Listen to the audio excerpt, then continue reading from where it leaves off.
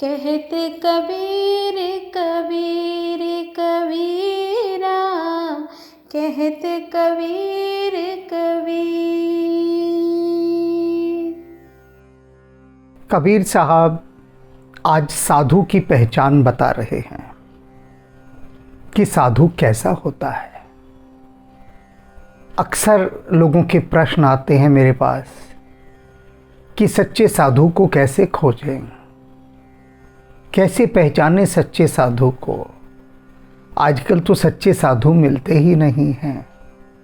इस प्रकार के अनेक प्रश्न आते हैं जिनमें भक्त सच्चे साधुओं की पहचान पूछ रहे होते हैं।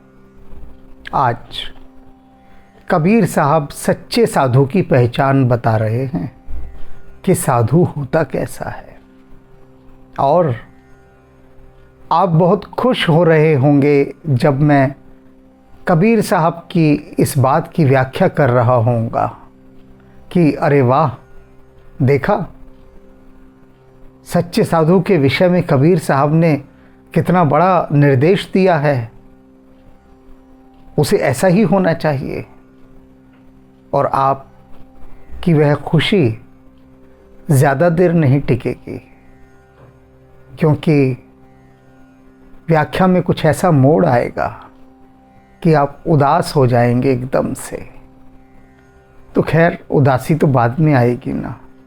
पहले हम सुन तो लें कि कबीर साहब सच्चे साधु की क्या पहचान बता रहे हैं। साधु ऐसा चाहिए जैसा सूप सुभाए, साधु ऐसा चाहिए जैसा सूप सुभाए, सार सार को गही रहे, थोथा दे उड़ाए कबीरा, थोथा दे उड़ाए। तो कबीर साहब ने अपनी बात की शुरुआत में साधु के साथ सूप को जोड़ दिया कि साधु ऐसा चाहिए। साधु को ऐसा होना चाहिए। कैसा? जैसा सूप सुभाए, जैसे सूप का स्वभाव होता है। मैंने अनेक लोगों से पूछा कि भैया सूप का क्या अर्थ होता है। क्या कहा? जिस सूप का अर्थ होता है जो हम सूप पीते हैं, टोमेटो सूप और न जाने कितने प्रकार के कॉर्न सूप, तो ये सूप का मतलब होता है। बात सही है कि अब तो सूप का अर्थ यही रह गया है। जिस सूप की बात कबीर साहब कर रहे हैं वह सूप तो सदियां हो गई खो गया, कहीं हवा में उड़ गया। कौन सी हवा में? इस अंग्रेजी की हवा में। और ऐसा उड़ा कि उस सूप को ये पीने वाले सूप ने अपने अंदर समा लिया। तो पहले सूप समझिए क्या होता है। सूप एक सरकंडे का बना पात्र है। यानी अगर मैं आपको समझाऊं अंग्रेजी में, तो डस्ट पैन, आप घर में झाड़ू लगाते हैं तो जिसे कूड़ा उठाने वाला कहते हैं डस्ट पैन, उसकी बड़ी फॉर्म, बड़ी आकृति। और किसकी बनी हुई? सरकंडे की, बैम्बू की बड़ी आकृति। अब वो इतना बड़ा डस्ट पैन, सोच रहे होंगे आप किस काम आएगा। वो डस्ट पैन नहीं है, उसका नाम सूप है। प्राचीन काल वो सूप किस काम से आता था कि उसमें गेहूं डाला जाता था या कोई भी अनाज। अब अनाज में बहुत सारा कूड़ा भी होता है, तो वो कूड़ा कैसे निकालें? तो उस अनाज को उस सूप में डालकर, यानी उस कंटेनर में, उस पात्र में जो कि डस्ट पैन की तरह होता है, अनाज को उछाला जाता है। अनाज उछलता है, हवा चल रही होती है, तो हवा क्या करती है? उसका जो बेकार का सामान है सब उड़ा देती है। तिनके इत्यादि चीज़ें, अड़ंगा, घास फूस सब उड़ा देती है। और क्या काम की चीज़ रहती है, सिर्फ अनाज रह जाता है, क्योंकि अनाज ही तो चाहिए ना। तो कबीर साहब ने क्या कहा कि साधु कैसा होना चाहिए, जैसा सूप सुभाए, जैसा सूप का स्वभाव होता है। क्या होता है सूप का स्वभाव? सार सार को गही लहे। सूप क्या करता है? सार सार माने काम की चीजों को अपने पास रख लेता है। थोथा देत उड़ाए, और जो बेकार की चीज होती है थोथा, सुना होगा ना, थोथा चना बाजे घना। थोथा माने होलो, अंदर जिसके कुछ नहीं है, बाहर बाहर शेप दिखाई देती है पर अंदर कुछ नहीं होता, थोथा होलो। तो जो तिनके हैं अनाज के, वो क्या होते हैं? अंदर से बिल्कुल खाली होते हैं, दिखते बड़े मोटे हैं, कुछ नहीं होता, एक फूंक में उड़ जाते हैं। तो अनाज जब उछाला जाता है सूप में, तो सूप अनाज को तो रख लेता है क्योंकि काम की चीज़ है, और थोथा देत उड़ाए, जो बेकार की चीज़ है वो उड़ा देता है।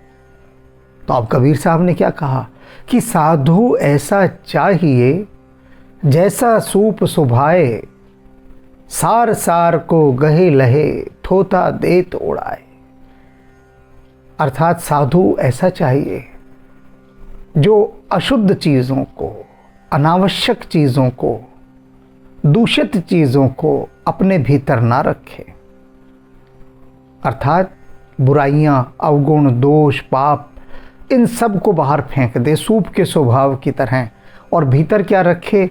वही जो सार तत्व है, सत्य है, काम की चीज़ है, उपयोगी है, कल्याणकारी है, शुभ है, सिर्फ उसको अपने भीतर रखे। अब थोड़ा सा उदास होने की तरफ चलते हैं आपको लेकर। आप सब कह रहे होंगे कि हाँ भाई, कबीर साहब ने बिल्कुल सही बात बताई है, साधु को ऐसा ही होना चाहिए कि सार सार को गहे लहे, थोथा देत उड़ाए। साधु को अपने भीतर की सब बुराइयां बाहर फेंक देनी चाहिए और अपने भीतर केवल अच्छाई रखनी चाहिए। हाँ, यही साधु की पहचान है, यही सच्चा साधु होना चाहिए। लेकिन साधु वे आपको कह रहे हैं, हमको कह रहे हैं कि मनुष्यों सुनो, तुम्हारा स्वभाव सूप की तरह होना चाहिए। हो गया ना मन उदास?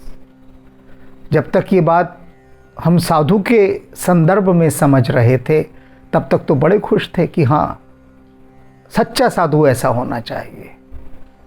कबीर साहब तो साधु के लिए कह रहे हैं भैया कि अपने भीतर की बुरी चीज़ों को बाहर फेंक दो, केवल अच्छाई को अंदर रखो, जैसे सूप रखता है। साधु के लिए कह रहे हैं, हमारे लिए थोड़ी ना कह रहे हैं, हमसे थोड़ी ना कह रहे हैं कि तुम सूप के स्वभाव के समान हो जाओ, बुराइयों को बाहर फेंक दो और अच्छाइयों को अंदर रखो ना। ये तो साधु के लिए कह रहे हैं। लेकिन कल हमने बताया था कि कबीर साहब साधु हम सबको कह रहे हैं, सन्यासी को नहीं कह रहे जो घर बार छोड़ के गेरुए वस्त्र पहनकर साधु हो गया है, सन्यासी हो गया, उसे नहीं कह रहे। उससे तो कबीर साहब का सरोकार है ही नहीं। वे तो सारे जन समुदाय को साधु कहकर संबोधित कर रहे हैं। कहत कबीर सुनो भाई साधु। और अब वो यही कह रहे हैं कि साधु कैसा चाहिए, अर्थात इंसान को कैसा होना चाहिए, मनुष्य को कैसा होना चाहिए। बेकार की चीज़ को फेंक दे। अब क्या है बेकार की चीज़? ये बेकार के लड़ाई झगड़े।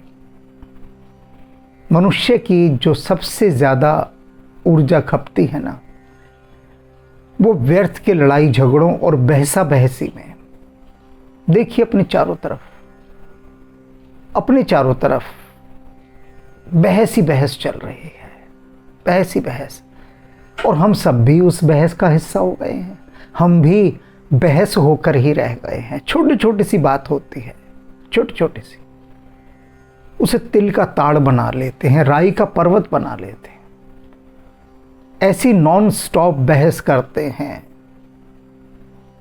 बिना रुके सतत बहस बहस बहस, ऐसी बहस कि वह लड़ाई में परिणत हो जाती है।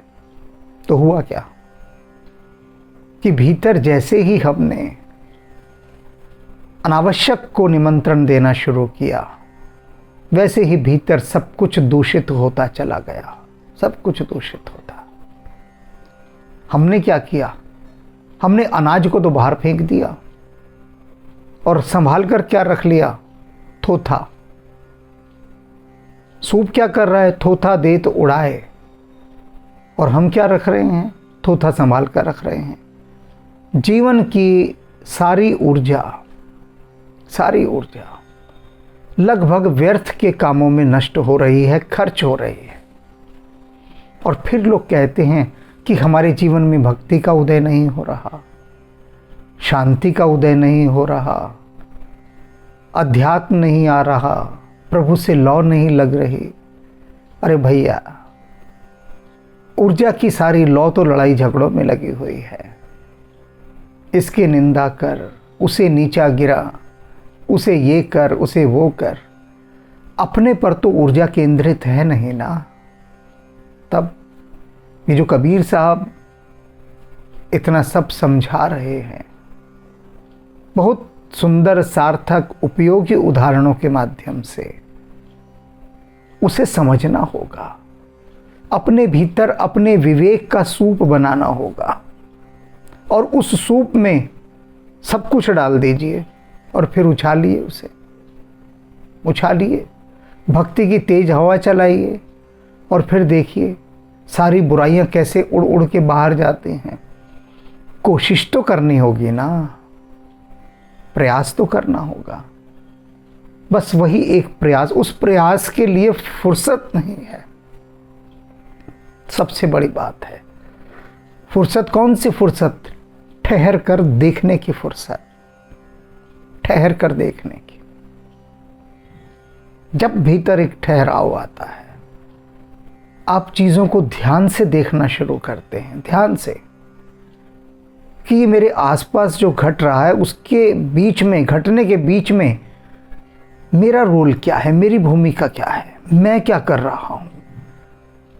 जब इस विजुअलाइजेशन को आप करना शुरू करते हैं, इस मूल्यांकन को करना शुरू करते हैं, ये दृष्टि लाते हैं, ये साक्षी भाव लाते हैं, जिसमें खुद को देखना शुरू कर रहे हैं कि मैं भी तो कहीं इस भीड़ का हिस्सा होकर तो नहीं रह गया।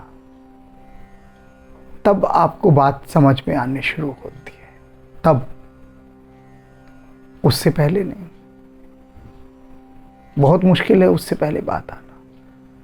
तो आज अभी इस समय से ये सोचना शुरू कर दीजिए, बिल्कुल, कि क्या क्या आपके जीवन में ऐसा है जिसे आप बोझ की तरह ढो रहे हैं, जिसको छोड़ दें तो बहुत अच्छा रहेगा। सोचिए, और वो यही निकल कर आएगा कि व्यर्थ की बातों को लेकर आपस में लड़ना, बहस करना, इसे छोड़ना होगा सबसे पहले। क्योंकि इसके छोड़ते ही बहुत सारी चीज़ें खुद ब खुद भाग जाएंगे अपने आप। अभी क्यों नहीं भाग रही हैं? रस है उनका इसमें, उन्हें समर्थन प्राप्त है आपका, आपके लड़ने का समर्थन प्राप्त है। आप भीतर से अपनी लड़ाई के भाव को निकाल दीजिए, तो यही तो थोथा है। और सार सार क्या रह जाएगा? भीतर शांति, प्रेम, भक्ति, करुणा, बस ये रह जाएगी। घृणा, द्वेष, ईर्ष्या, क्रोध, काम, लोभ, सब अड़ंगे, सब थोथे तिनके, सब उड़ जाएंगे इस भक्ति की हवा में। और कबीर साहब की यह वाणी आपके जीवन में सार्थक हो जाएगी। आप सच्चे साधु स्वयं बन जाएंगे। साधु ऐसा चाहिए जैसा सूप सुभाए,